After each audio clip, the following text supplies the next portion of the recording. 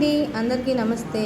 ఈరోజు మనం క్రిస్పీగా సాఫ్ట్గా దోశ బ్యాటర్ని ఎలా చేసుకోవాలో ఈ వీడియోలో తెలుసుకుందాం. దానికోసం 2 కప్పుల బియ్యాన్ని తీసుకొని శుభ్రంగా 2 నుంచి 3 సార్లు కడుక్కోవాలి. ఇప్పుడు 1 కప్పు మినపప్పు వేసుకొని ఒకసారి క్లీన్ చేసుకోండి.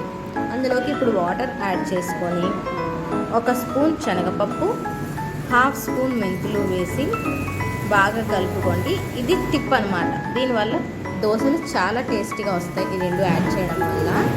ఇలా కలుపుకున్న తర్వాత మూత పెట్టుకొని 4 to 5 అవర్స్ నాననివ్వండి.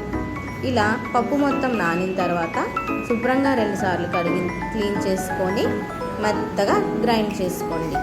దీంట్లో ఈ బ్యాటర్కి సరిపడా సాల్ట్ వేసుకొని బాగా కలుపుకొని మీకు నచ్చిన విధంగా దోశలు వేసుకోండి. అంతేనండి, ఖచ్చితంగా ట్రై చేయండి. మీకైతే ఈ ప్రాసెస్ చాలా బాగా నచ్చుతుంది. మీకు కనుక ఈ వీడియో నచ్చినట్టయితే మా ఛానల్ని లైక్, షేర్, సబ్స్క్రైబ్ చేసుకోండి. Thank you for watching.